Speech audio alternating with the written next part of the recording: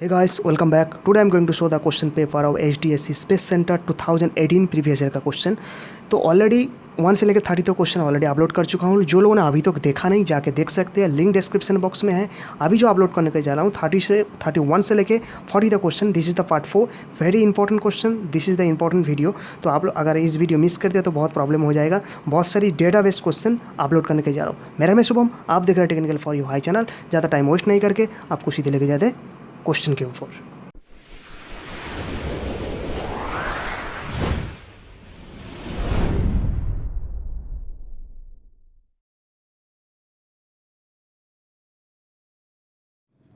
Okay guys, the first question 31 number, the backup fuse rating recommended for 7.5 HP 3 phase 415 volt 11.2 ampere motor with the DOL starter। तो यहाँ पे पूछ रहा है recommended क्या करेंगे, बैकअप फ्यूज का रेटिंग क्या होगा। ओके तो मोटर का फुल लोड करंट ऑलरेडी दे चुका है यहाँ पे 11.2 एम्पियर। ओके गाइस, तो यहाँ पे बैकअप फ्यूज कैलकुलेट करने के लिए गिवन डेटा एम्पियर लिखा है HP 7.5, करंट दिया है 11.2 एम्पियर, वोल्टेज दिया है 415 वोल्ट। सो यहाँ पे कैलकुलेट करने के लिए दो चीज़ यहाँ पे ध्यान रखना, full load current into multiply करने का बैकअप फ्यूज रेटिंग को डिसाइड करने के लिए 2.5 मल्टीप्लाई करना उस, और 2.5 और 1.5। तो ज़्यादातर बुक पे 1.5 रहते हैं, लेकिन कभी कभी जगह पे 2.5 भी यूज होता है। तो यहाँ पे 2.5 मल्टीप्लाई करेंगे कि 1.5 करेंगे, वेरी सिंपल। पहले 2.5 से मल्टीप्लाई करने के बाद मैं मल्टीप्लाई किया, केस 1 लिया, तो इसका जो रिजल्ट आया 28। तो उसके बाद ये ऑप्शन के साथ मैच करना है इसका आसपास है कि नहीं। Are you getting my point. अगर इसका आसपास है, नियरेस्ट वैल्यू है, तो हम लोग इसको चूज करेंगे, अगर नहीं है तो उसको नहीं चूज करेंगे, पहला केस। सेकंड केस, ये भी इसका आसपास है, 16.8 20 के आसपास हो रहा है, तो ये क्यों नहीं होगा थोड़ी देर बताता हूँ। पहले ये बता देता हूँ, 28 है तो इसका आसपास है, इसलिए सी इज़ द राइट आंसर। लेकिन अगर यहाँ पे डिस्टेंस होता 40 50 आ जाता तो यहाँ पे इसको रिकमेंडेड नहीं करते, क्योंकि यहाँ के 3 2 4 अगर डिफरेंस है इसका आसपास है तो case 1 is the right answer, मतलब 28 मतलब 32 इज़ द राइट आंसर। तो ऐसे भी इसका केस जो 2 है ना, केस 2 नहीं होगा, क्योंकि एक मोटर जब करंट लेता है eight the time of starting 11.2 into 3, okay 33.6, तो ऐसा भी 16.8 हम लोग फ्यूज नहीं डालेंगे, क्योंकि at the time of starting motor 33 point ले रहा है तो फ्यूज बर्न आउट हो जाएगा। Are you getting my point. Okay तो फ्यूज, जब हम लोग फ्यूज डिसाइड करेंगे मोटर के लिए, तो हम लोग ऑलवेज टाइम 2.5 और 1.5 मल्टीप्लाई करेंगे। पहले 2.5 से मल्टीप्लाई करेंगे, अगर नहीं हुआ, इसका आसपास ऑप्शन नहीं मैच हो रहा है, तो 1.5 से रिकमेंडेड करके हम लोग रेटिंग चूज करेंगे। ओके बढ़ते हैं नेक्स्ट क्वेश्चन की तरफ। नेक्स्ट क्वेश्चन क्या बोल रहे हैं देखेंगे, very easy and simple question, interesting भी क्वेश्चन है। 32 number question, what device has to be added, मतलब कौन सी डिवाइस हम लोग ऐड करेंगे for running 3 phase 5 HP motor for the available single phase source. तो यहाँ पे कभी कभी थोड़ा थोड़ा गलती कर देता है, इतना जल्दी से जब हम लोग कोई आंसर करते हैं कॉम्पिटिटिव एग्जाम पे तो प्रॉब्लम हो जाता है। यहाँ पे 5 HP बोला और एडेड ऑफ रनिंग, मतलब 5 HP मोटर को रनिंग करने के लिए कौन सा डिवाइस यूज होता है। तो स्वाभाविक ऐसा लग रहा है स्टार्ट डेल्टा तो नहीं होगा, क्योंकि अबव द 5 HP तो स्टार्ट डेल्टा यूज होता है, लेकिन बिलो 5 HP जो होता है तो हम लोग कौन सा करेंगे, ड्यूअल स्टार्टर। लेकिन ड्यूअल स्टार्टर रॉन्ग है, क्यों है, अगर फुल क्वेश्चन देखा जाए तो अवेलेबल सिंगल फेज सोर्स, ध्यान से देना, अवेलेबल सिंगल फेज सोर्स। हम लोग नेक्स्ट स्लाइड में देखते हैं क्या बोलने के लिए कोशिश कर रहे हैं। अवेलेबल सिंगल सोर्स मतलब कौन देता है ऐसा available single phase source, only for inverter देता है, तो inverter is the right answer. बड़ा बड़ा इंडस्ट्री में इन्वर्टर रहता है उसका बैकअप देने के लिए। Okay are you getting my point. यहाँ पे स्टार्टर और डीएल स्टार्टर नहीं होगा। ओके बढ़ते हैं नेक्स्ट क्वेश्चन की तरफ। Okay guys, next question 33 number question, following will occurs if the level of electrolyte fall below plate upper level and in a lead acid battery. कोई एक lead acid battery है तो उसका upper level से, जो plate का जो upper level है, एक्चुअली जो इलेक्ट्रोलाइट है प्लेट से ऊपर रहता है कितना, मिनिमम 10 cm तक रहता है। ओके अगर 10 cm नहीं रहेगा तो क्या होगा, सल्फेशन हो जाएगा। तो वहाँ से बहुत सारा चीज़ नीचे कम हो गया, डाउन हो गया। तो इसको दिखाता हूँ कौन सी इलेक्ट्रोलाइट का बात कर रहे हैं। ओके तो दिस इज़ द प्लेट जो है, positive plate and negative plate. तो ये इलेक्ट्रोलाइट है, ये इलेक्ट्रोलाइट अगर यहाँ आ गया तो ऊपर क्या होगा, सल्फेशन हो जाएगा, तो उसका बारे में बात कर रहे हैं। तो सल्फेशन होने के बाद तो क्या होगा, देखिए एक्चुअली नॉर्मल प्लेट क्या होता है, जैसा नॉर्मल हम लोग बैटरी का बात करते हैं जो प्राइमरी सेल, तो इसका अलग अलग पॉजिटिव के लिए हम लोग अलग से पॉजिटिव के लिए अलग मटेरियल लेते हैं, नेगेटिव के लिए अलग लेते हैं। जैसा पॉजिटिव के लिए वोल्टेज सेल के लिए हम लोग क्या लेते हैं, कॉपर लेते हैं, नेगेटिव के लिए जिंक लेते हैं। लेकिन यहाँ पे ध्यान देना, जो लीड एसिड सेल है ना, इसका पॉजिटिव एक ही प्लेट लेते हैं, एक ही मटेरियल लेते हैं, लीड सल्फेट जिसको बोलते हैं PbSO4। ओके, आफ्टर चार्जिंग के बाद क्या होता है, ध्यान देना, आफ्टर चार्जिंग पे बाद द PbSO4 सेम प्लेट है, जब चार्जिंग होता है ये चेंज होता है केमिकल रिएक्शन के बाद, नेगेटिव प्लेट बन जाता है Pb प्योर लीड और पॉजिटिव प्लेट बन जाता है PbO2 मतलब लीड सल्फेट। तो अगर नॉर्मल सिचुएशन में ऐसा PbSO4 रहेगा तो क्या होगा, ऑप्शन में पूछा, देख लेते हैं option, open plates are converted to the lead sulphate. Perfect, हम लोग देखा अभी लीड सल्फेट में कन्वर्ट हो जाता है। Okay, first option is right. तो बी देखेंगे, life of the cell is reduce, इसका life of the cell reduce हो जाता है, क्योंकि अगर ज़्यादा टाइम तक हम लोग उसका डिस्चार्ज में डाल के रखेंगे आधा प्लेट को, तो हम लोग क्या होगा, मतलब उसका लिक्विड नहीं है तो इलेक्ट्रोलाइट इसका डाउन पे हो गया, तो उसका लाइफ, सेल का लाइफ क्या होता है, कम हो जाता है। अगर सेल का लाइफ कम हो जाता है उसका कैपेसिटी ऑफ द सेल भी रिड्यूस हो जाता है। इसलिए इसका राइट आंसर है option D. Are you getting my point? अगर इसी मेरा डिस्क्रिप्शन में समझ में नहीं आया तो कमेंट सेक्शन में बताना, मैं आप लोग को पर्सनली एक्सप्लेन करूँगा, ठीक है। तो इसका ऑल ऑफ द आंसर इसे राइट होगा। देख लेते नेक्स्ट क्वेश्चन क्या है। Okay, this is the next question, 34 number question. HRC fuse, high rupturing capacity fuse is considered better to use the comparator to the standard wire fuse for dash purpose. पहले तो यहाँ पे बता देता हूँ क्या क्वेश्चन पूछ रहा है। जो हाई रप्चरिंग कैपेसिटी फ्यूज हम लोग रिकमेंडेड करते हैं बेटर, क्यों, एक स्टैंडर्ड फ्यूज की जगह, मतलब एक स्टैंडर्ड फ्यूज है, HRC फ्यूज है, दो फ्यूज है, तो हम लोग बोल रहे भाई ये बेटर है HRC fuse as comparison to the standard wire fuse. क्यों, उसका बहुत सारी कॉजेज है। तो पहले तो यहाँ पे जो ऑप्शन दिया है ना, ये ऑप्शन देख के तो आराम से चूज कर सकता है, लेकिन फ्यूज जो प्रोटेक्शन देता है, ध्यान रखना, फ्यूज प्रोटेक्शन देता है only for short circuit, not overload protection. Overload protection के लिए हम लोग क्या यूज करते हैं, प्रोटेक्शन रिले यूज करते हैं, ऑलराइट। अर्थ फॉल्ट के लिए अर्थ फॉल्ट जो ELC भी है, अर्थ लीकेज सर्किट ब्रेकर, वो प्रोटेक्शन देता है। लेकिन यहाँ पे C is the right answer, safely interrupt short circuit current, जितना शॉर्ट सर्किट करंट आ रहा है वो सेवली इंटरप्ट मतलब ब्रेक करते हैं, अंडरस्टैंड। तो यहाँ पे HRC फ्यूज दोनों तो ब्रेक करते हैं भाई, स्टैंडर्ड वायर भी ब्रेक करते हैं, HRC फ्यूज का बहुत सारा इंपॉर्टेंस पॉइंट है, देखते हैं क्या importance point. This is the HRC fuse high rupturing capacity fuse. इसका जो शॉर्ट सर्किट जो करंट होता है ना, शॉर्ट सर्किट ब्रेकिंग करंट का टाइमिंग्स 0.013 सेकंड पे ब्रेक होता है, लेकिन यहाँ पे जो स्टैंडर्ड वायर का जो फ्यूज है ना, इट्स टेक मोर टाइम ले जाता है, इसीलिए HRC fuse is the more better, understand. Okay, तो इसीलिए हम लोग HRC फ्यूज का मोर अलग अलग जगह में मतलब बेटर प्लेस में गुड है एज कंपेरिजन होता है एक नॉर्मल वायर से, अंडरस्टैंड। बढ़ते हैं नेक्स्ट क्वेश्चन की तरफ। ओके, नेक्स्ट क्वेश्चन बता रहा है, बहुत ही इंटरेस्टिंग है, थोड़ा ध्यान देना, थोड़ा सा कैलकुलेशन पार्ट है और कुछ नहीं है।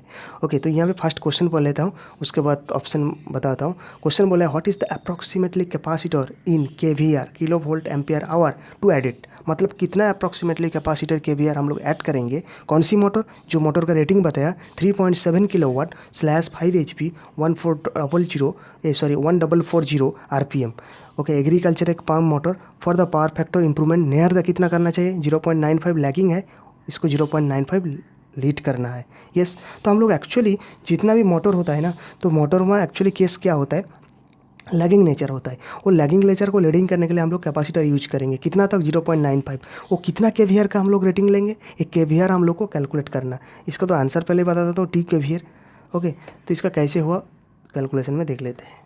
ओके, कैलकुलेशन थोड़ा सा ध्यान देना। फर्स्ट गिवन डेटा क्या दिया है, रेटिंग ऑफ द मोटर दिया है 3.7 kilowatt 5 HP, clear. And next दिया by cos theta equal to 0.95, RPM भी दे दिया। ओके, तो यहाँ पे ध्यान देना, फर्स्ट पॉइंट पहले हम लोग थीटा का वैल्यू फाइंड आउट करेंगे, cos थीटा इक्वल टू 0.95, तो पहले बता चुका हूँ जो kVAR कैलकुलेट करना। तो स्टेप 1 आप लोग को ध्यान देना, स्टेप 1 क्या करना है, cos थीटा का वैल्यू दे दिया, तो यहाँ से थीटा का वैल्यू कैलकुलेट किया 18.19, अंडरस्टैंड। सेकंड काम क्या करने का, एस क्या होती है भाई, ASP।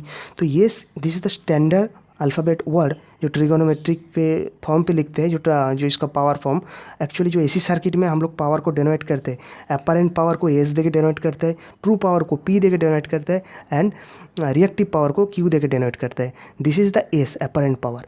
तो ये apparent power equal to P by मतलब true power by cos theta. इसका मतलब P मतलब क्या होता है, voltage into ampere into cos theta, तो कॉस थीटा को अगर यहाँ पे वैनिश किया गया तो उसको हटाया तो क्या हो जाएगा, एस निकल जाएगा, मतलब वी एंड आई पड़ा रहेगा। अंडरस्टैंड।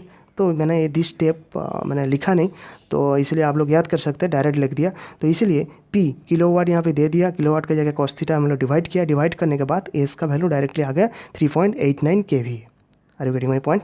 ओके, उसके बाद नेक्स्ट स्टेप क्या करने का, मतलब लास्ट स्टेप जो हम लोग केवीआर को फाइंड आउट करने के लिए क्यू इक्वल टू क्या है, एस, मतलब apparent power into sine theta. Clear? तो एस भी मिल गया और साइन थीटा का वैल्यू भी मिल गया, साइन मिला तो थीटा का वैल्यू यहाँ पे पुट कर दिया 18.9, तो डायरेक्टली फाइनल आ जाता है 1.2, इसका nearly value 2। Are you getting my point? तो इतना केवीआर अगर पूछा था जी कितना केवीआर हम लोग ऐड करेंगे, क्वेश्चन था कितना केवीआर हम लोग ऐड करेंगे जो लैख से 0.95 लाख से लीड हो जाएगा। ओके, तो 1.2 आया, ठीक है। तो इसका राइट आंसर है ऑप्शन 2, मतलब 2 केवीआर अगर हम लोग कैपेसिटर ऐड करो तो वहाँ पे लैगिंग से लीडिंग होगा।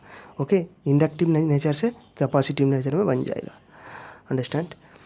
बढ़ते हैं नेक्स्ट क्वेश्चन। नेक्स्ट क्वेश्चन बोल रहे हैं very easy and simple question, among the following which is not seen, मतलब इसके अंदर कौन सा ध्रुव तो नहीं है जो हम लोग देख नहीं पाते हैं, मतलब मेंशन नहीं करते हैं नेम प्लेट के ऊपर कोई एक पावर ट्रांसफार्मर है भाई, तो पावर ट्रांसफार्मर में नेम प्लेट रहता है, तो नेम प्लेट के ऊपर कौन सी चीज़ डेनोट नहीं होता है, मेंशन नहीं किया जाता है।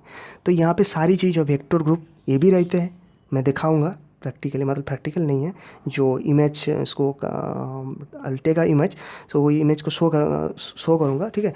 तो फर्स्ट पॉइंट दिया है vector grouping, okay, insulation class and duty frame size, तो यहाँ पे फ्रेम साइज जो है वो नहीं रहते हैं, और सारी चीज़ vector grouping, insulation class, duty, frequency वगैरह जो भी है वो वहाँ पे रहते हैं। कैसे, मैं दिखाता हूँ। ओके, तो यहाँ पे दो name plate, 2 name plate taking here, so अलग अलग 2 डिफरेंट कंपनी का मैन्युफैक्चरिंग, तो यहाँ पे केवीए वोल्टेज सभी दिया है, किंतु यहाँ पे एक भी चीज़ बोला है क्या भाई, फ्रेम का साइज़ है, फ्रेम का साइज़ नहीं रहता है, क्योंकि उसके ऊपर कुछ लेना देना नहीं रहता है। यहाँ पे ऑयल का वेट दिया, ऑयल का ग्रेडेशन दिया, इम्पीडेंस दिया, फ्रीक्वेंसी दिया, यहाँ पे भी सेम दिया है। मेड इन न्यूजीलैंड जो कंपनी है, इसका जो फेज है 3 फेज है, पावर दिया है 200 kVA, ओके, वेक्टर ग्रुपिंग दिया DYN 11 दिया।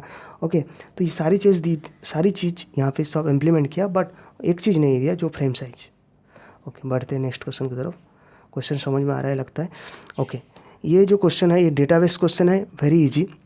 तो यहाँ पे बता रहा है when the reading has to be noted during the general insulation measurement with the megger. अगर कोई मेगर लेके हम लोग क्या कर रहे हैं, इंसुलेशन टेस्ट कर रहे हैं, इंसुलेशन तो टेस्ट करेंगे लेकिन कितना टाइम, ये जो रोटेशनल होता है ना, इसका ऑप्शन दिया, पहले ऑप्शन पहले देख लेता हूँ, सॉरी। ओके, थोड़ा सा ग्राफ्स के साथ देख लेता हूँ तभी समझ में आया। This is megger.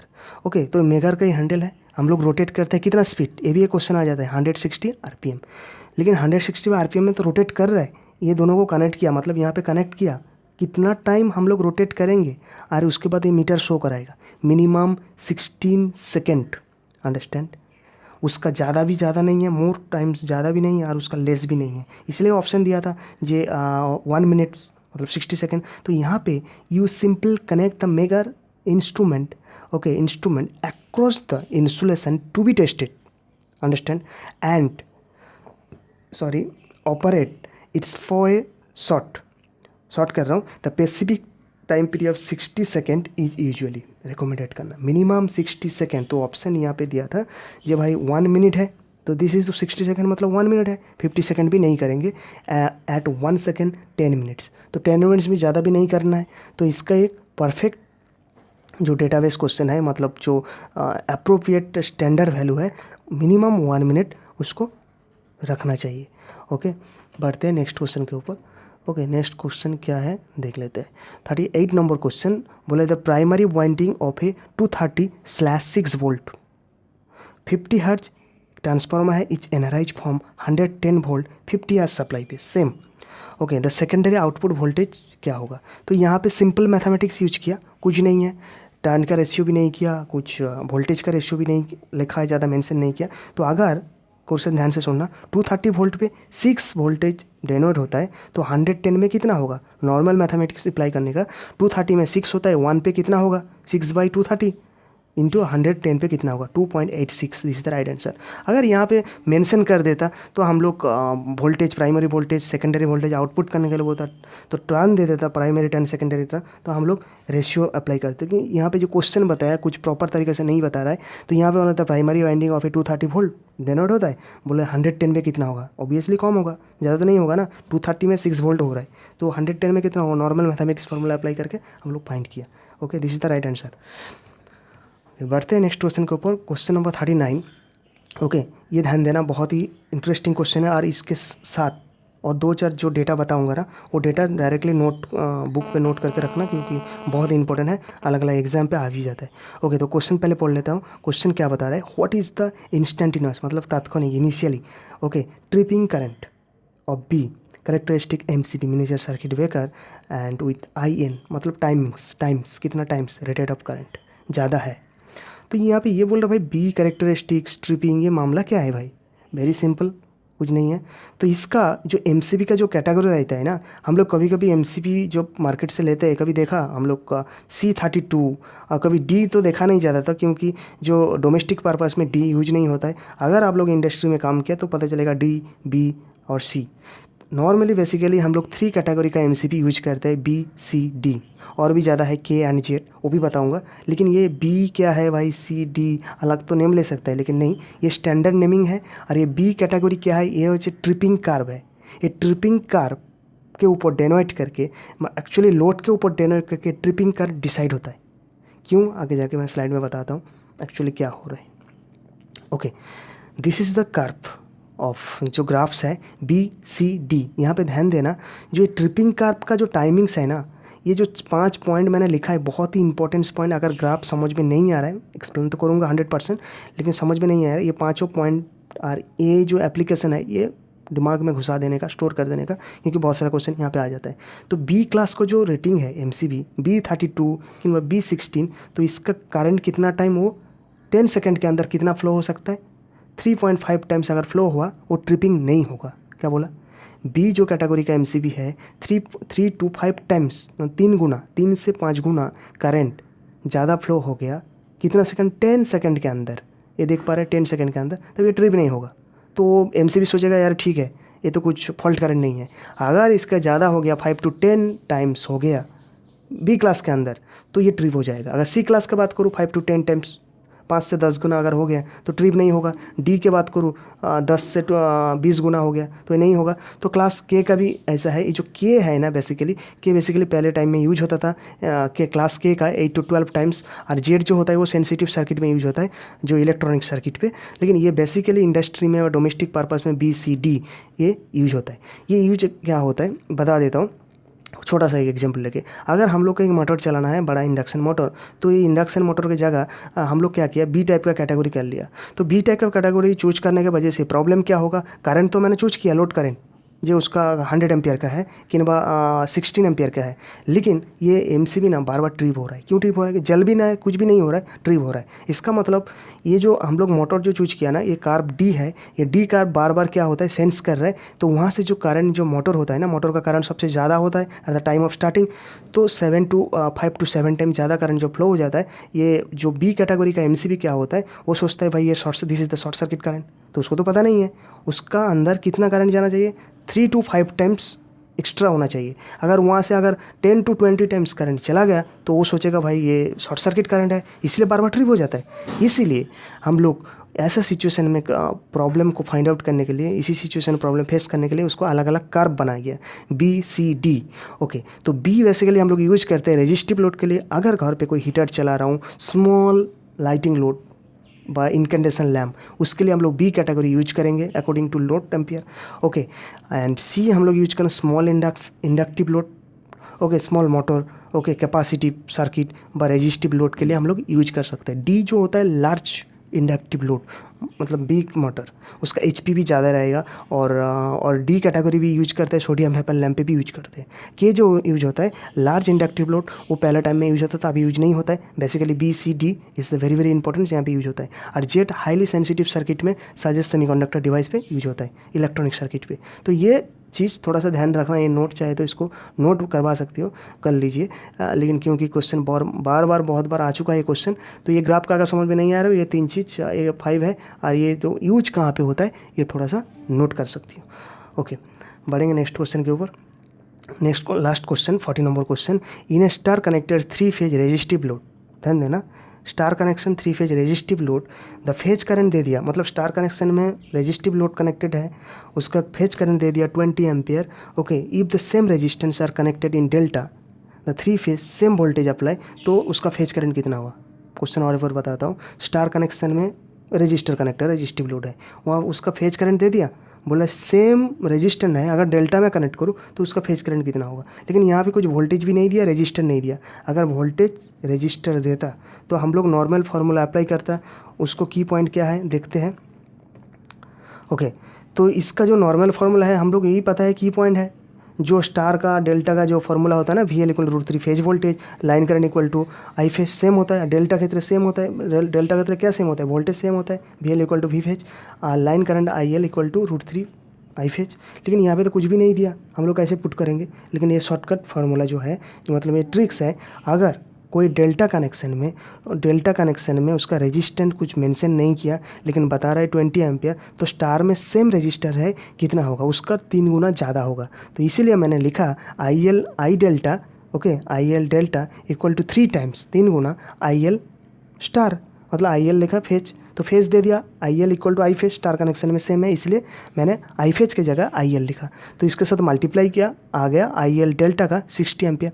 अगर डेल्टा का हम लोग लाइन करंट मिल गया तो उसके साथ √3 डिवाइड कर देंगे तो उसका फेज करंट आ जाएगा। Are you getting my point. Okay, we know that delta connection VL=V phase same होता है, लेकिन IL=√3 आई फेज। तो यहाँ पे IL दे दिया, कितना है 60 है, और √3 डिवाइड किया तो 34.64। Are you getting my point.